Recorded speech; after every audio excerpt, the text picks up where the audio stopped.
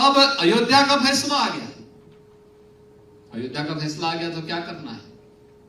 अयोध्या में भीड़ होगी, अयोध्या में उस प्रकार का इंफ्रास्ट्रक्चर कैसे होगा? रेलवे को लिखा गया डबल लाइन के लिए, हम आभारी हैं प्रधानमंत्री जी के लिए, डबल लाइन के साथ आज रेलवे की लाइन अयोध्या को जोड़ चुकी है। अयोध्या की सड़कों का, अयोध्या में तो सिंगल लेन की सड़क नहीं थी, कैसे होगा? मुख्य मार्ग नए घाट से लेकर के और फैजाबाद कस्बे तक कैसे बनेगी? 16 किलोमीटर की सड़क।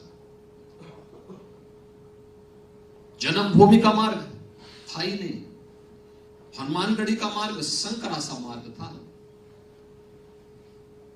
हाईवे से अयोध्या को जोड़ने के लिए नए घाट का मार्ग, हाईवे से टेढ़ी बाजार वाला मार्ग, कैसे ये सब मार्ग होंगे? क्योंकि घनी आबादी है, जर्जर मकान है, कोई मकान छोड़ना नहीं चाहता है, क्योंकि हमने तो बसाया नहीं था, तो अपने खानदानी बसे चले आ रहे थे। प्लानिंग की गई, संवाद बनाया गया।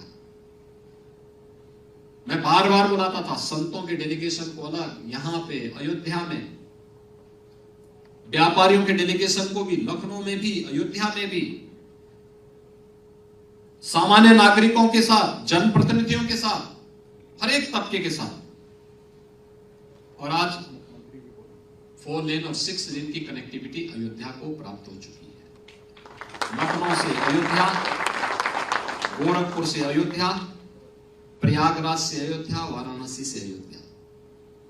अयोध्या के अंदर भी 4 लेन और 6 लेन की कनेक्टिविटी, नए घाट से आज आपको राम जन्मभूमि होते हुए फैजाबाद कस्बे तक और लखनऊ अयोध्या हाईवे तक 4 लेन की कनेक्टिविटी आपको मिलेगी। आज आप इस रामपथ, इसका नाम हमने दिया रामपथ, अयोध्या को हाईवे के साथ जोड़ने वाला एक मुख्य मार्ग है धर्मपथ, जो फोटो में चमक रहा है, जिसमें आपको सूर्य स्तंभ दिखाई दे रहे हैं, यही धर्मपथ है। अयोध्या में रामपथ से राम जन्मभूमि, हनुमानगढ़ी होते हुए जो पहले मार्ग जाता था राम जन्मभूमि के लिए, इस मार्ग का चौड़ीकरण हो, इसका हमने नाम दिया हनुमानगढ़ी है भक्ति पथ। और फिर सुग्रीव किला के बगल से जन्मभूमि के लिए एक और मार्ग है, इसका नाम है जन्मभूमि पथ। ये सभी 4 लेन के साथ जुड़ चुकी है और आज आप जाइए वहां पे, लाखों की संख्या में श्रद्धालु आएंगे, किसी को भी कोई कष्ट नहीं होगा। अंदर भी अन्य वैकल्पिक मार्ग भी दिए गए हैं। अयोध्या के चारों ओर सुंदरीकरण के लिए जितने प्रयास हो सकते हैं वो सब किए जा रहे हैं। पार्किंग की व्यवस्था दी जा रही है और इनमें जितने भी नागरिक वहां से, जितने भी व्यवसायी या अन्य नागरिक वहां से, अयोध्या से या इन मार्गों से अगर किसी की दुकान या किसी का मकान उसकी चपेट में आए तो उसको प्रॉपर कंपनसेशन मिले, यह उपलब्ध कराया जा चुका है।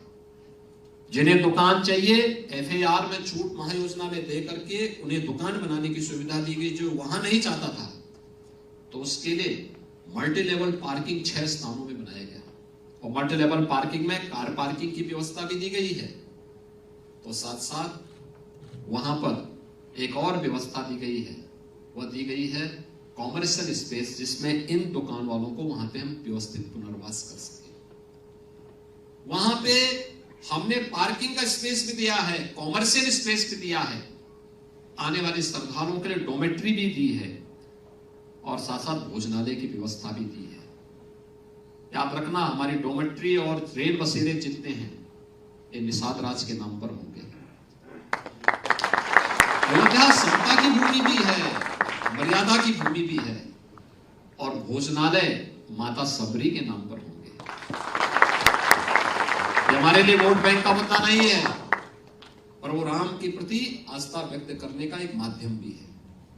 क्योंकि प्रभु को अगर सम्मान देना है तो बजरंगबली को भी सम्मान देना होगा, निषाद राज को भी सम्मान देना होगा, माता सबरी को भी सम्मान देना होगा और समाज के उस हर तबके को अपने गले से लगाना पड़ेगा जिन्होंने उस कालखंड में प्रभु का साथ देकर के राम राज्य की स्थापना की नींव डाली थी।